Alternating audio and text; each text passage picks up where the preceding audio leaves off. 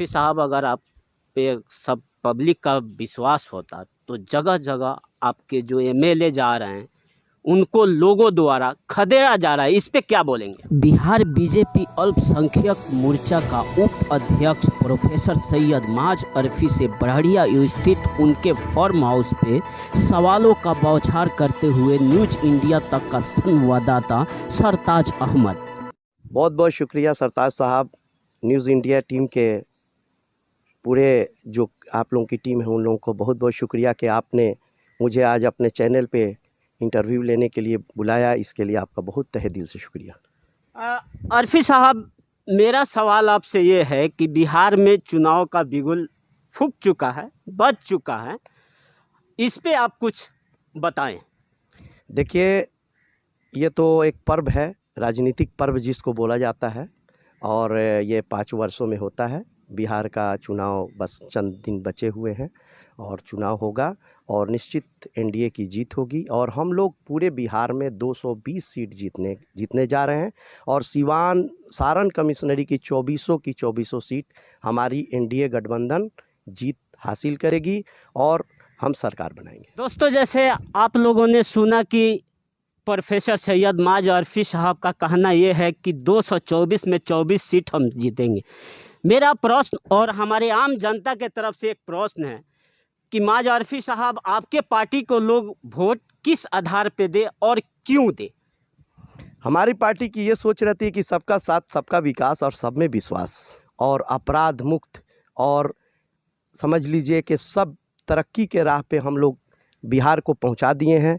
और आज बिहार को बिहारी कह कर के लोग गाली देते थे आज से 15 साल पहले, अब बिहारियों की पूरे देश में, पूरी दुनिया में डंका बजता है और इज्जत मिलती है। माज अरफी साहब, इस लॉकडाउन में आपके पार्टी के तरफ से जो वर्चुअल रैली किया गया, करोड़ों का उसमें एलसीडी लगाकर, जबकि की हकीकत यहाँ पे ये है कि जो भी हमारे प्रवासी मजदूर भाई यहाँ पे आए आज भी रोटी के लिए तरस रहे हैं, सरकार उन पे ना ध्यान देकर और जो है वर्चुअल रैली और करोड़ों रुपया का जो खर्च कर रही है, तो क्या गरीबों के हक में कुछ काम करने के लिए उस आधार पे बीजेपी वोट मांगने के लिए आवाम के पास जाएगी क्या? देखिए, वर्चुअल रैली एक राजनीतिक चीज़ हथकंडा है। पहले बड़े बड़े सभा हुआ करते थे, आज वर्चुअल रैली है। इलेक्ट्रॉनिक मीडिया और संसाधन का दौर है।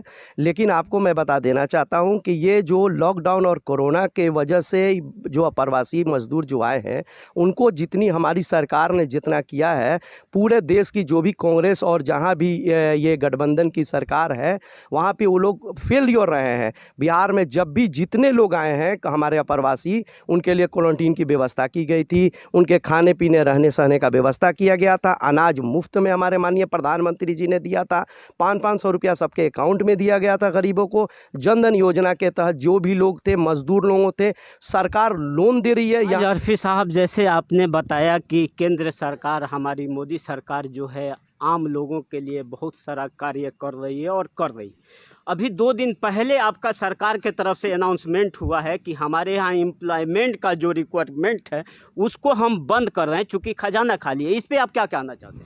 देखिए, रिक्वायरमेंट जो भी होता है, जैसे रेलवे हो गया या जो भी सरकारी नौकरियां हैं, उसको ना हमारी सरकार रोक रही है, ना रोकने का कार्य करेगा। अरफी साहब, कारण क्या है कि जो आपके पड़ोसी देश हैं इनसे भी अंतर्राष्ट्रीय मंच पे एक मजबूत रिश्ता आपकी गवर्नमेंट नहीं बना पाया? देखिए, हमारे जो एनडीए 1 की जो सरकार थी, माननीय श्री नरेंद्र भाई मोदी जी की जो सरकार थी, पूरे दुनिया में जितना यात्रा हमारे माननीय प्रधानमंत्री ने किया सब देशों से रिश्ता बनाने के लिए, उतना किसी भी प्रधानमंत्री ने कोई ट्रेवल नहीं किया। और ये हमारा बड़प्पन है, क्योंकि बड़ा भाई होने के नाते जब प्रधानमंत्री श्री नरेंद्र भाई मोदी जी देश के पहले मतलब बीजेपी के प्रधानमंत्री जब शपथ ग्रहण लेने गए, तो उस वक्त नवाज शरीफ को दावत दिए और नवाज शरीफ आए। सरकार जो है वो पड़ोसी या अंतर्राष्ट्रीय मुद्दों पे सफलपूर्वक अपना काम कर रही है। कारण क्या है अरफी साहब कि जो आपकी गवर्नमेंट है सब कुछ आपके हिसाब से बढ़िया कर रही है, -23% जीडीपी होने का कारण क्या है? देखिए जीडीपी होने का रीज़न ये है कि कुछ जगह पर जैसे कोरोना महामारी एक आपदा आ गई, जिसके वजह से थोड़ा सा जीडीपी घट गया है और फिर वैसे ही रहेगा जैसा है। बस 1-2 महीने में वो देश की बेहतर आर्थिक स्थिति हो जाएगी। कोई दोष नहीं दे सकता, पूरी दुनिया इससे तबाह है, सब देश परेशान है, सब देश की आर्थिक स्थिति ख़राब है, क्योंकि ये आपदा है, ये प्राकृतिक, ये कुदरती आपदा है। इससे ना कोई बचा है ना बचेगा। साइंस कितनी दुनिया आगे चले जाए, लेकिन खुदा के मार से ना कोई बचा है ना बचेगा। जी, जैसे कि आप लोगों ने सुना कि सैयद माज आरफी साहब का कहना ये है, सीधे तौर पे लगभग यही है कि गॉड एक्ट के कारण जो है हमारी जीडीपी जो है वो धरातल तक पहुंच गई है।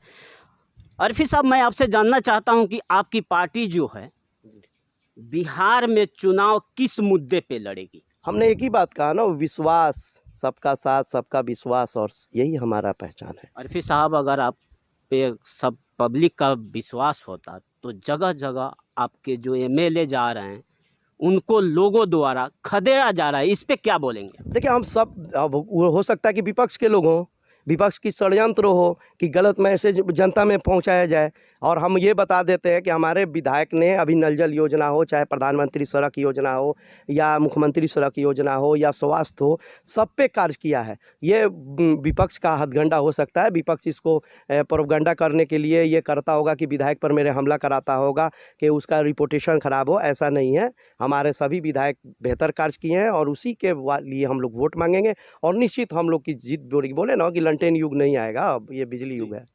जी, आरफी साहब, एक बात जो जनता है, जनता का एक प्रश्न मैं आपसे करना चाहता हूँ। एक जनता जो इस धरती पे जन्म लेता है, 18% उस पे टैक्स पे करता है जन्म लेते ही, चाहे वो टीका के रूप में हो या बेड के रूप में हो, और जब उस आदमी का अंतिम संस्कार होने जाता है तो 18% टैक्स अपने लकड़ी और कफन पे देता है वो, और देकर वो इस हिंदुस्तान के धरती में वो विलुप्त हो जाता है।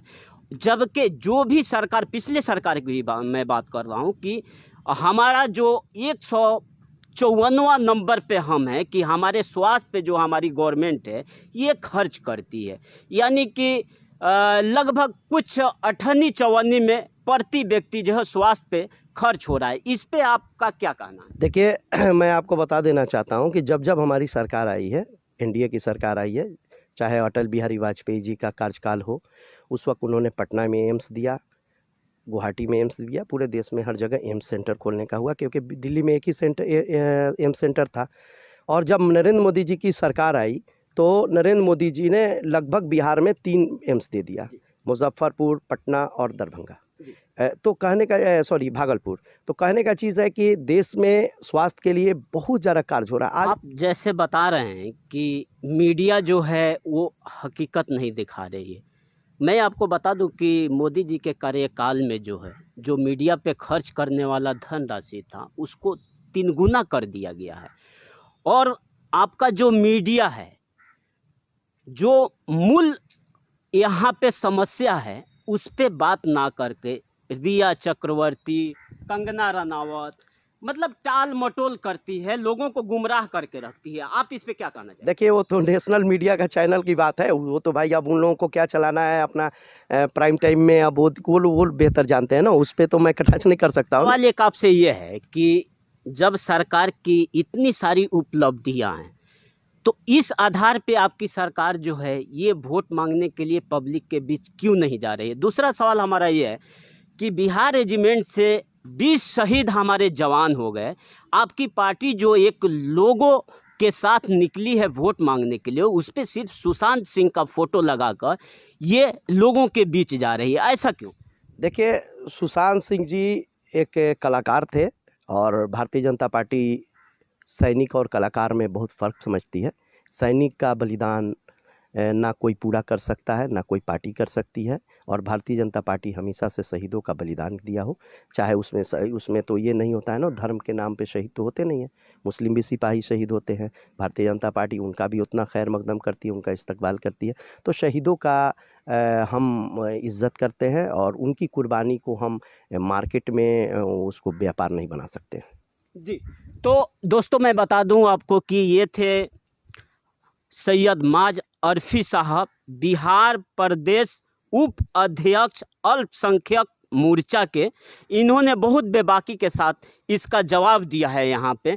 आरफी साहब, मैं आपसे ये जानना चाहता हूँ कि आप बिल्कुल अपने तरफ से आश्वस्त हैं कि आप 220 सीट जीतेंगे? मैंने कहा है ना कि इंडिया न्यूज़ को मैंने आज कह दिया है कि सबसे पहले मिठाई आपको खिलाऊंगा, 220 सीट से 219 नहीं होगा। जी। ये तो मैं पूरे विश्वास के साथ और माननीय सुशील मोदी, मंगल पांडे जी और नीतीश जी की अगुवाई में ये मैं कन्फर्म कर रहा हूँ आज। जी हमारी सरकार जी, चौथी बार बनेगी। चौथी बार आपकी सरकार बनेगी, इस तरह से इनका दावा है कि हमारी जो सरकार है वो चौथी बार इस बिहार के सत्ता में और देश के सत्ता में आने के लिए तैयार है। बाकी आगे देखेंगे, ये तो जनता जनार्दन ही फैसला कर सकते हैं। मैं सरताज अहमद, कैमरामैन अरफाना सरताज के साथ, न्यूज़ इंडिया तक।